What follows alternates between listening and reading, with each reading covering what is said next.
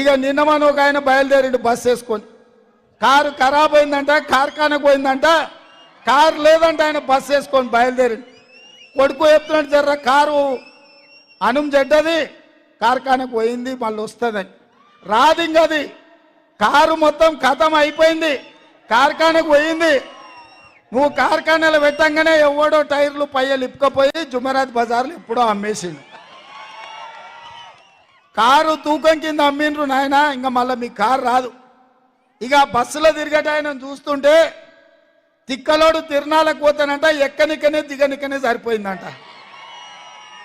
చంద్రశేఖరరావు బస్సులో తిరుగుతుంటే నిన్న మన మాయమనగర్ పోయిండు, ఆ నుంచి నాగర్ కర్నూలు పోయిండు, గంతకంటే ముందు పక్కనే సూర్యాపేట పోయిండు, మిర్యాలగూడెం పోయిండు, మన భువనగిరి వచ్చిండు.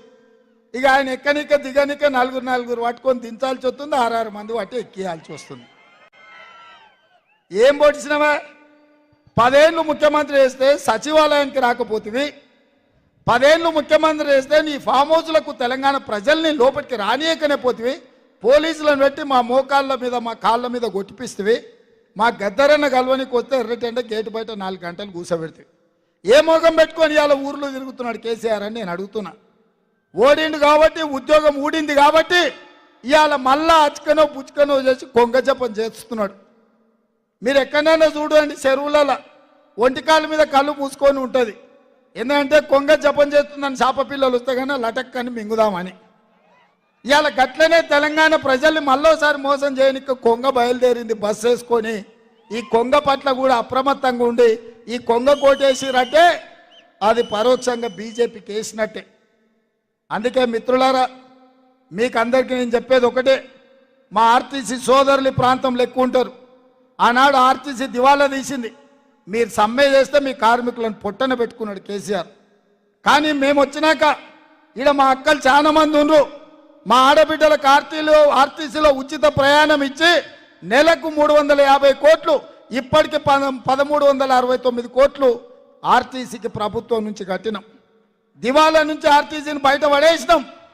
మా అక్కలు మా ఆడబిడ్డలు అమ్మగారింటికి పోవాలన్నా అత్తగారింటికి పోవాలన్నా ఇంటి ఆయన మీద కోపం వస్తే చెప్ప పెట్టకుండా అమ్మ ఇంటికి పోవాలంటే కూడా చేతుల సిల్లి గవ్వ లేకుండా బస్సు ఎక్కిపోయేటట్టు చేసినాం. యాదగిరి గుట్టకు లేకపోతే భద్రాచలంలో రాముల వారిని దర్శించుకోవాలంటే ఒక్క పైసా పెట్టుబడి పెట్టకుండా దేవుళ్ళను గుళ్ళను దర్శించుకునే పరిస్థితి తెచ్చినాం. అదే కాదు, రాజీవ్ ఆరోగ్యశ్రీ ద్వారా మీకు 10 లక్షల రూపాయలు వైద్యానికి ఉచితంగా ఇచ్చినాం. ఆడబిడ్డలకు 500 రూపాయలకే ఇవాళ సిలిండర్ ఇస్తున్నాం. కేసీఆర్ మోడీ కలిసి 1200 చేస్తే ఇవాళ ఆడబిడ్డలకు 500 రూపాయలకే సిలిండర్ ఇస్తున్నాం. ఇంటూ కరెంటు చూస్తే కరెంటు షాక్ కొట్టినట్టు ఉండే 200 యూనిట్లు పేదోళ్లకు ఉచితంగా కరెంట్ ఇచ్చి ఇవాళ పేదల్ని ఆదుకున్నాం. అదేవిధంగా పేదవాళ్ళకి ఇల్లు కట్టుకోనికే 4,50,000 ఇల్లు 22,500 కోట్లతోటి రాష్ట్రం నలుమూలల ఇందిరమ్మ ఇల్లు పేదోళ్ళు కట్టుకోనికే 5 లక్షల రూపాయలు ఇవాళ ఉచితంగా ఇస్తున్నాం. 30,000 నిరుద్యోగులకు 3 నెలల ఉద్యోగాలు ఇచ్చినాం. బీసీల జనాభా లెక్క కట్టి వాళ్ళ జనాభా ప్రకారం నిధులు ఇవ్వాలి, వాళ్ళ జనాభా ప్రకారం రిజర్వేషన్లు ఇవ్వాలి అని ఇవాళ బీసీ జనాభా మనం లెక్క కట్టినాం. హైదరాబాద్ నగరానికి కృష్ణా గోదావరి జలాలు తెచ్చి ఈ ప్రాంతంలో తాగునీటి సమస్య తీర్చినాం. మెట్రో రైలు వేసినాం, ఔటర్ రింగ్ రోడ్ కట్టినాం, అంతర్జాతీయ ఎయిర్పోర్ట్ వేసినాం. ఇన్ని చేసిన మనం ఈసారి మన ప్రభుత్వం ఉంది, మన ప్రాంతాన్ని అభివృద్ధి చేసుకోవడానికి పూర్తిగా మనకు అవకాశం ఉంది.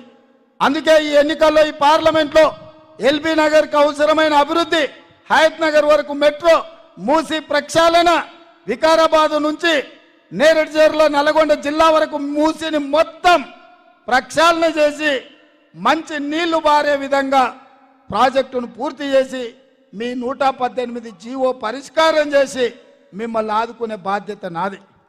మరి ఇన్ని పనులు చేసే నేను మిమ్మల్ని ఏం అడుగుతలేను, మనులు అడుగుతలేను, మాణిక్యాలు అడుగుతలేను.